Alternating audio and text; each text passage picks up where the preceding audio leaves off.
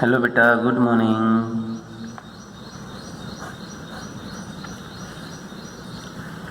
हमने बेटा third unit के 2 पार्ट कंप्लीट किए थे। आज हम थर्ड यूनिट का सी पार्ट करने जा रहे हैं। सी पार्ट में बेटा 1-2 क्वेश्चन है, 1-2 नंबर का क्वेश्चन हो सकता है। बाकी इम्पोर्टेंट जो वर्क है पार्ट ए में, बी में और डी के अंदर, दोनों के अंदर मिलेगा। तो सी पार्ट तो बेटा जैसे एक बार मैग्नेट है, बार मैग्नेट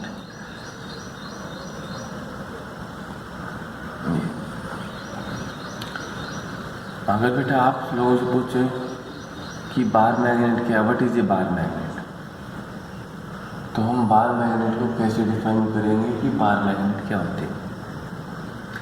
बेटा बार मैग्नेट क्या है, एक आर्टिफिशियल मैग्नेट है। It is use to form an artificial magnet. एक आर्टिफिशियल मैग्नेट है और उनके बीच में पैटर्न है बेटा एक ऐसे किया गया है कि अट्रैक्शन है maximum at the two ends of a magnet.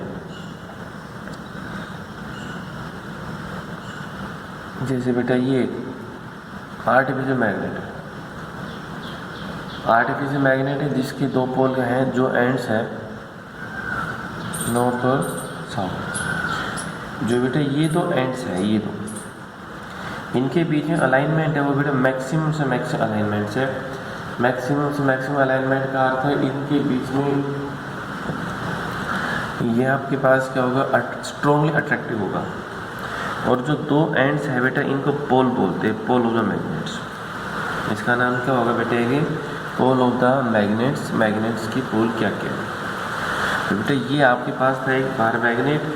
कि बार मैग्नेट के it is a magnet form by artificial magnet. It is a artificial magnet, एक आर्टिफिशियल मैग्नेट है जिनके 2 एंड ऐसे अलाइनमेंट किए गए हैं कि ये आपस में स्ट्रॉन्गली अट्रैक्टिव होगा।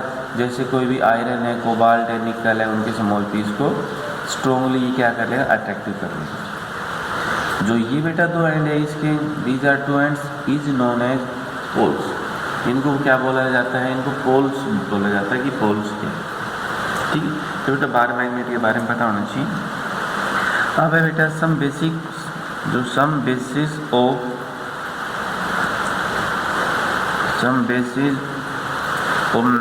मैग्नेटिज्म। बेटा बारिश आ गई, 1 मिनट। तो बेटा इसमें हम देखेंगे कि सम बेसिस ऑफ मैग्नेटिज्म के कुछ बेसिक टर्म्स है। जैसे क्या है, पहला तो पॉइंट बेटा इस बुक में पॉइंट पढ़ना। एक बार आप earth behave like as magnetism. Earth behave, मैं बेटा ये इसको शॉर्ट में लिख रहा हूँ, behave like as a magnet. जो अर्थ बेटा वो कैसे बिहेव करती है एज ए मैग्नेट की तरह, because earth attract everything toward its centre. पृथ्वी प्रत्येक वस्तु को अपने सेंटर की तरफ अट्रैक्ट करती है।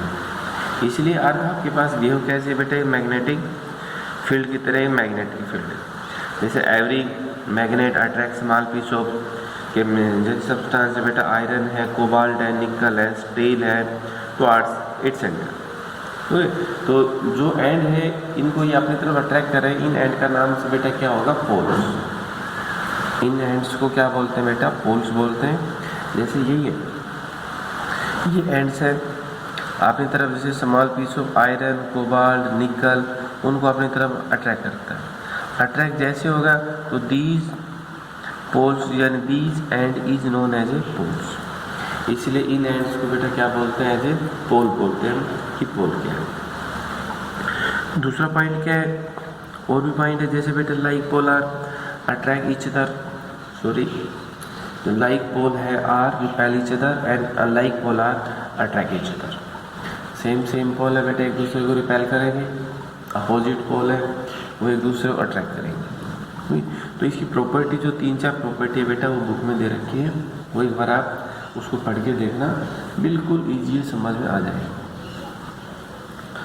अब इसका जैसे पॉइंट नंबर 5 या जैसे कूलॉम्स लॉ ऑफ अट्रैक्शन आपने पढ़ा था, ऐसा ही आपने था फोर्स ऑफ अट्रैक्शन और रिपल्सन बिटवीन 2 मैग्नेटिक पोल। इसमें से एक प्रॉपर्टी बेटा ये है, the force of attraction and repulsion, the force of attraction and repulsion between two magnetic poles, two magnetic pole of strength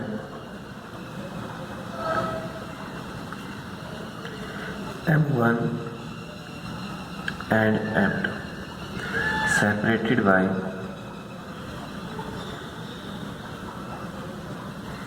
small distance, nearby distance कितनी बेटा R, is directly proportional to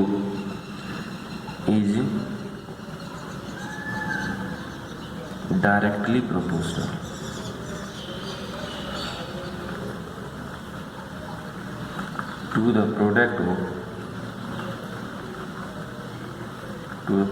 of either pole strength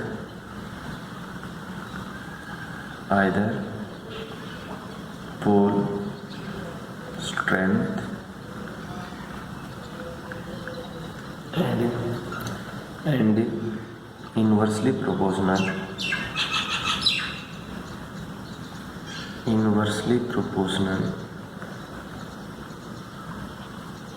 to square of distance between ठीक है। ये बेटा देखो अभी इसको हम बता रहे हैं। तो बेटा इसमें देखो क्या बताया, the force of attraction and repulsion, attraction और रिपल्सन को आप इंट्रैक्शन भी बोलते हो, between two magnetic poles of strength M1 और M2 separated by distance R is directly proportional to product of either their pole strength and inversely proportional to square of distance between them। तो यहाँ से बेटा क्या है, F is directly proportional to M1 और M2। M1 और M2 क्या बेटा है, पोल स्ट्रेंथ। जो M1 M2 है बेटा ये आपके पास क्या हुई, एक ही pole strength, and F is inversely proportional to 1/r²। एक तो होगा directly proportional to pole strength और दूसरा क्या होगा बेटा, inversely proportional to square of the distance between them. तो दोनों फैक्टर को अगर हम कंबाइन करके देखते हैं बेटा, F proportional to M1 M2/r²। तो क्या होगा बेटा, F proportional to M1 M2/r²। Electric force के अंदर क्या था, Q1 Q2/r²। इलेक्ट्रिक जो फोर्स है उसमें बेटा क्या था, Q1 Q2/r², क्योंकि उसमें force is directly proportional to product of charges. वहाँ पर बेटा चार्ज का कॉन्सेप्ट था, यहाँ पर पोल स्ट्रेंथ। इस पार्ट के अंदर बिल्कुल सारा प्रोसीजर सेम होगा। वहाँ चार्ज का कॉन्सेप्ट है फर्स्ट के सी पार्ट में या ए पार्ट में, और यहाँ पर पोल स्ट्रेंथ का कॉन्सेप्ट होगा। वहाँ इलेक्ट्रिक फील्ड है, यहाँ मैग्नेटिक फील्ड है।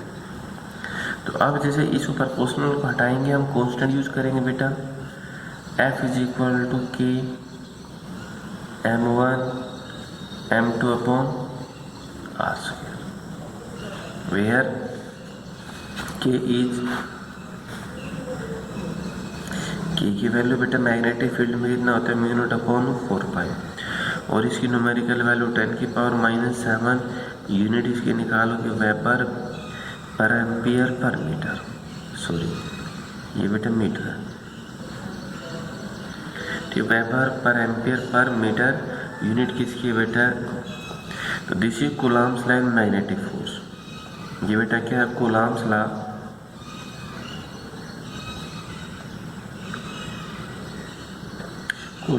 Law in magnetic force.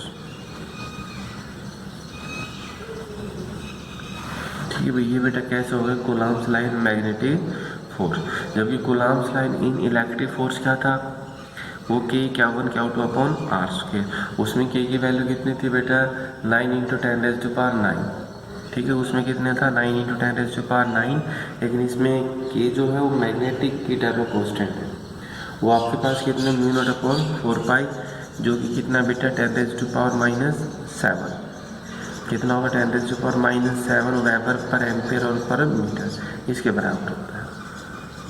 तो बेटा सारी प्रॉपर्टी उसके अंदर और इसके अंदर बिल्कुल सेम टू सेम प्रॉपर्टी पढ़ के आप ज़रूर देखना, ज़रूर से ज़रूर, क्योंकि प्रॉपर्टी की सिर्फ आप एक बार नाम ना पढ़ के देख लीजिए, उसी के अंदर जैसे earth way like as magnet, like pole repel each other, unlike attract each other, ये पॉइंट होगा कूलम्ब्स लॉ मैग्नेटिज्म फोर्स। एक मैग्नेट को अगर एक किसी भी थ्रेड से अगर आप उसको लटकाते हो, सस्पेंडेड करते हो, तो उसका नॉर्थ है नॉर्थ की तरफ चला जाता है, साउथ है साउथ की तरफ चला जाता है, ये भी उसके क्या होंगे पार्ट्स होंगे। ठीक है बेटा, तो इसके अंदर इतना ही करना, बाकी फिर देखते हैं। Thank you.